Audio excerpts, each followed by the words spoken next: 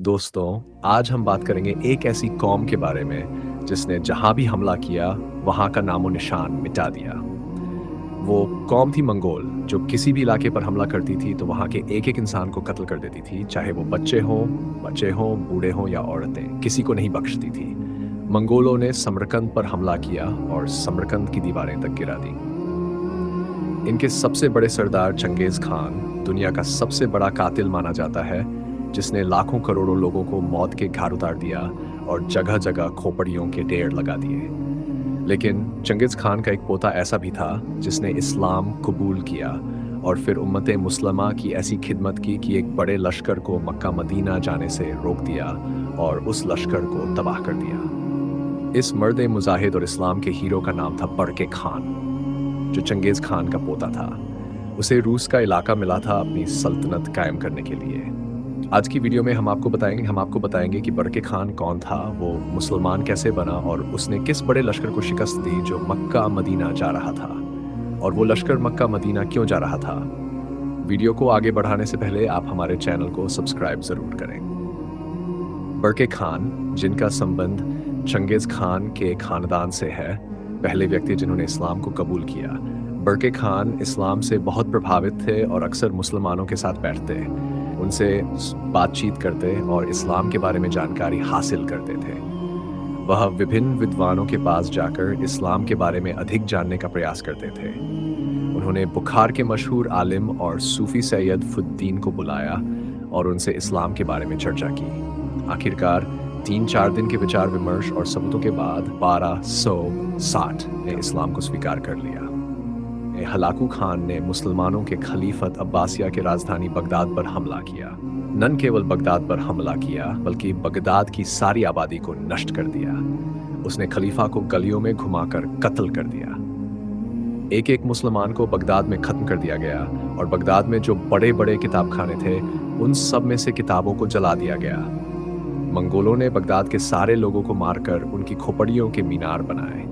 तकरीबन 1 से 2 लाख लोगों को मौत के घाट उतार दिया गया और बगदाद की दीवारें भी तोड़ दी गई ताकि बगदाद कभी भी तरक्की न कर सके। इस कदर मुसलमानों से जलन थी कि बगदाद बिल्कुल उजड़ चुका था और मुसलमान डर-पदर हो चुके थे। जो कुछ मुसलमान बचे थे उनके पास न रहने के लिए कुछ था, न खाने के लिए। हलाकू खान अब मुसलमानों की शक्तिशाली साम्राज्य ममलुक सल्तनत के ऊपर हमला करना चाहता था ताकि वह ममलुक सल्तनत को खत्म करते हुए मक्का मदीना तक पहुंच सके और उन्हें भी तबाह कर दे, क्योंकि उस समय मक्का मदीना ममलुक सल्तनत के अधीन थे। ये बात भी याद रहे कि जब बरके खान ने इस्लाम कबूल किया था तो बरके खान के साथ उनके हजारों मंत्रियों और हजारों सिपाहियों ने भी इस्लाम कबूल किया था। जब बरके खान को यह पता चला कि हलाकू खान ने बगदाद पर हमला किया है और लाखों मुसलमानों को बेवजह कत्ल कर दिया है और अब उसका प्लान मक्का मदीना जाने का है, तो बरके खान ने अपने लश्कर के साथ हलाकू खान के इलाके पर, जो कि बरके खान की सल्तनत की सीमाओं के साथ थे, हमला कर दिया। जब हलाकू खान ने यह देखा तो उसने अपने बड़े लश्कर के साथ बरके खान को रोकने के लिए चल दिया। उसने अपने द्वारा बनाए गए योजना को, जिसमें वह ममलुक सल्तनत को हराकर मक्का मदीना जाने का सोच रहा था, छोड़ दिया और अपनी सल्तनत की हालत को लेकर वापस लौट गया। मुस्लिम होने के बाद बरके खान ने पहले तो ममलुक सल्तनत के सुल्तान को खत लिखा और उसे कहा कि मैं आपके साथ हूँ। इसके बाद उसने एर्तुगरुल गाजी को भी एक पैगाम लिखा और उन्हें अपने समर्थन का यकीन दिलाया। बरके खान के इस्लाम कबूल करने के बाद पूरे आलम में इस्लाम में एक खुशी की लहर उठ गई थी और हर एक मुसलमान बहुत खुश था कि एक ताकतवर मंगोल सरदार मुसलमान हो चुका है। अब मुसलमानों की ताकत अत्यधिक बढ़ चुकी थी। लेकिन दूसरी तरफ मंगोल और सालेबी के बीच एक खुफिया समझौता बन चुका था। वे लोग बहुत परेशान हो गए क्योंकि उनके पास एक ही दुश्मन था, जो थे मुसलमान। वे हर समय मुसलमानों पर हमले करते रहते और पूरी कोशिश करते कि मुसलमानों को जड़ से उखाड़ दें। ममलुक सल्तनत की कामयाबी के साथ बरके खान की कामयाबी के लिए भी दुआएं मांगी गईं। जब हलाकू खान ने ममलुक सल्तनत पर हमले करने का इरादा किया, तब बरके खान ने हलाकू खान की सल्तनत पर हमला कर दिया। हलाकू खान ने हजारों सिपाहियों को ममलुक सल्तनत पर हमला करने के लिए भेजा और अपने सारे लश्कर के साथ बरके खान को रोकने के लिए निकल गया। लेकिन जो मंगोल सिपाही उसने ममलुक के मुकाबले के लिए भेजे थे, उन्हें कड़ा मुकाबला करके भगा दिया। इस तरह बरके खान ने मक्का मदीना की हिफाजत की और मंगोलों को हमले से पीछे हटा दिया। हलाकू की सेना और बरके खान की फौजियों का आमना सामना हुआ और एक जंग शुरू हो गई। सर्दियों का मौसम था और जंग को देखकर ऐसा लग रहा था कि हलाकू खान बरके खान की लश्कर को चंद मिनटों में नष्ट कर देगा। लेकिन फिर बरके खान के भतीजे ने इतना जोरदार हमला किया कि हलाकू खान का सारा लश्कर भाग गया। जंग के बीच में एक दरिया था जो कि सर्दियों की वजह से बर्फ से ढक गया था। जब हलाकू खान का सारा लश्कर उस बर्फ से दरिया पर जाने लगा तो अचानक बर्फ टूट गई। हजारों सिपाही दरिया में डूबकर मर गए। ये एक बहुत बड़ा नुकसान था। इस जंग में हलाकू खान का बेटा भी मारा गया था, जिससे हलाकू खान को भारी धक्का लगा। इसलिए बरके खान ने पीछे हटकर अपने आधार क्षेत्र में वापस लौटने का फैसला किया। इस तरह बरके खान ने एक बहुत बड़ी जीत अपने नाम की। इसके बाद बरके खान ने और भी मंगोलों को पराजित किया और अपने राज्य को बहुत बढ़ाया, जिससे मुसलमानों को ताकत मिली। हलाकू खान वापस अज़रबैजान चला गया, लेकिन फिर भी उसने बरके खान की सल्तनत पर हमले जारी रखे।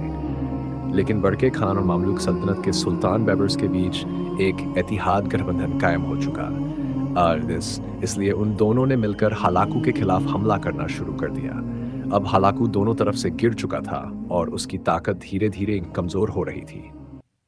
अब मंगोल हलाकू खान को छोड़कर जा रहे थे और उनमें से बहुत सारे मंगोल मुसलमान भी हो रहे थे, क्योंकि इन दोनों जंगों में मुसलमानों ने मंगोलों के कैदियों के साथ अच्छा सलूक किया था।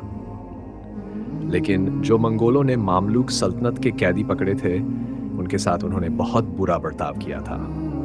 ये देखकर मंगोलों ने इस्लाम कबूल कर लिया, क्योंकि उन्होंने देखा कि मुसलमान अच्छे हैं। इसलिए ज़्यादा मंगोलों ने इस्लाम कबूल कर लिया और वे लोग बरके खान की पनाह में जाने लगे। कुछ लोग मामलूक सल्तनत में भी जाने लगे। ये वही मामलूक सल्तनत थी जिस पर कुछ साल पहले मंगोलों ने हमला किया था। अब वही लोग मुसलमान बनकर इस सल्तनत में पनाह ले रहे थे और मामलूक सल्तनत के सुल्तान ने बड़ा दिल दिखाते हुए उन्हें पनाह भी दी और उनके साथ अच्छा सलूक भी किया। हलाकू खान ने मक्का मदीना को तबाह करने की साजिश की थी, लेकिन खुदा को अपने घर को बचाना आता है। खुदा ने चंगेज खान के ही खानदान में से बरके खान को इस्लाम कबूल करवा दिया और फिर बरके खान ने हलाकू को तबाह और बर्बाद कर दिया। इस तरह बरके खान मुसलमानों का हीरो बन गया। हलाकू खान इतना कमजोर हो चुका था कि उसके सिपाहियों और मंत्रियों ने उसका साथ छोड़ दिया था, जिसकी वजह से उसकी तबीयत भी खराब रहने लगी और किसी बीमारी के आलम में उसका अंत हो गया। हलाकू ने अपनी जिंदगी में यह फैसला किया था कि वह मक्का मदीना को तबाह कर देगा, लेकिन उसका यह फैसला गलत साबित हुआ। खुदा ने उसे तबाह और बर्बाद कर दिया और उसकी बेहद बड़ी सल्तनत को निस्तनाबूद कर दिया। वह आज भी एक जालिम कातिल के नाम से पहचाना जाता है। बरके खान एक बेहतरीन सुल्तान और बहादुर कमांडर था, जिसने अपनी सल्तनत को न सिर्फ फैलाया बल्कि उसे बहुत ताकतवर भी बनाया। बरके खान ने मंगोलों को उनकी गलतियों का सबक सिखाया और शिकस्त का मजा चखाया। उसने उम्मत मुस्लिम और मुसलमानों की सल्तनतों को मजबूती प्रदान की। बरके खान एक अनजानी बीमारी से ग्रसित हो गया, जिसके बाद 1266 ईस्वी में उसकी मृत्यु हो गई। ये याद रखना जरूरी है कि अगर बरके खान न होता तो हलाकू खान ममलूक सल्तनत को तबाह करके मक्का और मदीना तक पहुंच गया होता। जब बरके खान ने इस्लाम कबूल किया तो उसने हलाकू खान को हर जगह शिकस्त दी और उसे बेहद कमजोर कर दिया। इस तरह बरके खान मुसलमानों का हीरो बन गया। वह जब तक जिंदा रहा उम्मत मुस्लिम की खिदमत करता रहा और उसकी इन सेवाओं की वजह से आज तारीख उसे तहमदिल सुल्तान के नाम से जानती है। आज की वीडियो में हमने आपको बताया कि बरके खान कौन था, वह सुल्तान कैसे बना और वह मुसलमान कैसे बना और उसने हलाकू खान को कैसे शिकस्त दी। अगर आपको ऐसी वीडियो देखना पसंद है तो हमारे चैनल को सब्सक्राइब कर दें, क्योंकि हम ऐसी वीडियो बनाते रहते हैं। और अगर आपको वीडियो पसंद आई हो तो हमारी वीडियो को लाइक भी कर दें।